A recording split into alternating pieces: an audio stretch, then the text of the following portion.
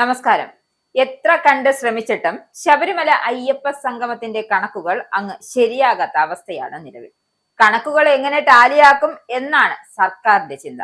എന്തായാലും മന്ത്രിയും ദേവസ്വം ബോർഡും മുൻ ദേവസ്വം പ്രസിഡന്റുമെല്ലാം പല വിധത്തിലുള്ള കണക്കുകളാണ് ചൂണ്ടിക്കാട്ടുന്നത്. മന്ത്രി പറയുന്നു 36 ലക്ഷം, മുൻ പ്രസിഡന്റിന്റെ കണക്കിലാകട്ടെ 31 ലക്ഷം, ഹൈക്കോടതിയിൽ കൊടുത്ത ഓഡിറ്റ് റിപ്പോർട്ടിലാകട്ടെ 8 ലക്ഷം. അയ്യപ്പ സംഗമത്തിലെ കലാപരിപാടികളുടെ പുറത്തു വരുന്ന കണക്കിലെ കളിയാണ് ഇത്തരം കാര്യങ്ങൾ കൊണ്ടെത്തിക്കുന്നത്. 2 ഗാനമേളയാണ് അയ്യപ്പ സംഗമത്തിന് നടത്തിയത്. ലക്ഷങ്ങൾ കണക്കുകൂട്ടലുകൾ ഉണ്ട് എങ്കിലും പാടിയവർക്ക് കിട്ടാൻ ഇനിയും 18 ലക്ഷമുണ്ട്. ദേവസ്വം മന്ത്രി VN വാസവനാണ് 36 ലക്ഷം രൂപ അയ്യപ്പ സംഗമത്തിന് സംഗീത പരിപാടികൾക്ക് ചെലവായതായി നിയമസഭയിൽ നൽകിയ മറുപടിയിൽ വ്യക്തമാക്കിയത്. എന്നാൽ കണക്കുകളിലെ പൊരുത്തക്കേടുകൾ പുറത്തു വന്നപ്പോൾ സംഗമം നടന്ന കാലത്ത് Devaswom Board president PS Prashanth ഒരു കണക്ക് പുറത്തുവിട്ടിരുന്നു. അതാണ് യഥാർത്ഥ കണക്കെന്നായിരുന്നു അദ്ദേഹത്തിന്റെ വാദം. അതിൽ കലാപരിപാടികൾ എന്ന ഇനത്തിൽ പറഞ്ഞിരിക്കുന്നത് 31 ലക്ഷം എന്നാണ്. എന്നാൽ ഹൈക്കോടതിയിൽ കൊടുക്കുന്നതിന് മുമ്പ് ദേവസ്വം ബോർഡ് തിരുവനന്തപുരത്തെ വിജയൻ അസോസിയേഷനെ കൊണ്ട് ഓഡിറ്റ് ചെയ്ത കണക്കുകളിൽ സാംസ്കാരിക പരിപാടി എന്ന ഇനത്തിൽ 8 ലക്ഷം മാത്രമാണ് കാണിച്ചിരിക്കുന്നത്. അതിലാണ് നന്ദഗോവിന്ദ ഭജൻസ് ആണ് പരിപാടി നടത്തിയത് എന്ന് പറഞ്ഞിരിക്കുന്നത്.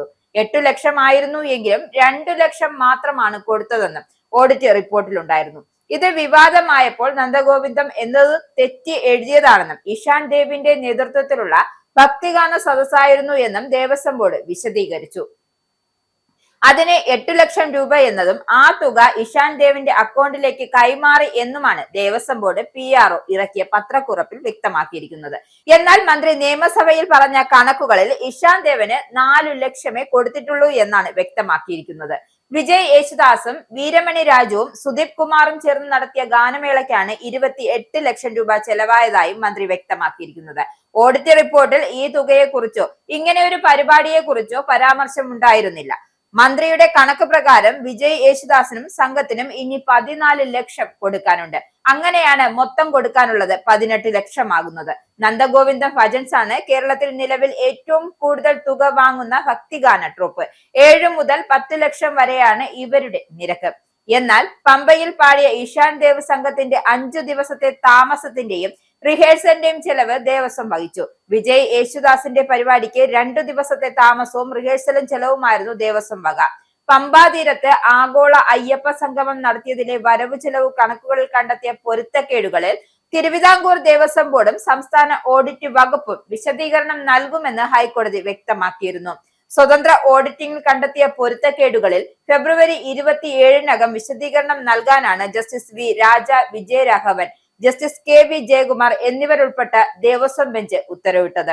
ബോർഡിന് വേണ്ടി വിജയൻ ആൻഡ് അസോസിയേറ്റ് എന്ന ചാർട്ടേഡ് അക്കൗണ്ട് സ്ഥാപനമാണ് ഓഡിറ്റ് നടത്തിയത്. അയ്യപ്പ സംഗമത്തിന്റെ നടത്തിപ്പ് ഊരാലുങ്കൽ ലേബർ കോൺട്രാക്ട് സൊസൈറ്റിക്ക് കീഴിലുള്ള Indian institute of infrastructure and construction ടെൻഡറില്ലാതെ കരാർ ചെയ്തത് റിപ്പോർട്ടിൽ ചൂണ്ടിക്കാട്ടുന്നു. അതിഥികൾക്ക് നൽകാനായി 4100 പാക്കറ്റ് വീതം അപ്പം, അരവണ വിഭൂതി, മഞ്ഞൾ, കുങ്കുമം, ആടിയശിഷ്ടം, നെയ്, 1 കിലോ ചന്ദനം എന്നിവ കരുതിയിരുന്നു. ഇവയുടെ തുക രേഖപ്പെടുത്തിയിട്ടുമില്ല. ഉപകരാർ കൊടുത്തതിന്റെ ബില്ലുകൾ ഓഡിറ്റിംഗിന് കിട്ടിയിട്ടില്ല എന്നും റിപ്പോർട്ടിൽ വ്യക്തമാക്കുന്നുണ്ട്. GST ഇൻപുട്ട് ടാക്സ് ഇനങ്ങളിൽ പൊരുത്തക്കേട് കണ്ടെത്തിയ സാഹചര്യത്തിലാണ് കോടതി വിശദീകരണം ആവശ്യപ്പെട്ടത്. അയ്യപ്പ സംഗമത്തിനുള്ള തുക സ്പോൺസർഷിപ്പിലൂടെ കണ്ടെത്തുമെന്നാണ് സർക്കാരും ബോർഡ് പറഞ്ഞിരുന്നത്. എന്നാൽ പൂർണ്ണമായും സാധിക്കാതെ വന്നതോടെ ബോർഡിന് 3.40 കോടി രൂപ ചെലവഴിക്കേണ്ടതായി വന്നു. 5 കോടി രൂപയാണ് സംഗമത്തിന് ആകെ ചെലവ് പ്രതീക്ഷിച്ചിരുന്നത്. എന്നാൽ 6 കോടിയിലേറെയായി ചെലവായി എന്നതാണ് ഓഡിറ്റിനുള്ളത്. എന്തായാലും കണക്കുകളുടെ കളി ഇനി എവിടെ എത്തുമെന്ന് കാത്തിരുന്ന് തന്നെ കാണാം.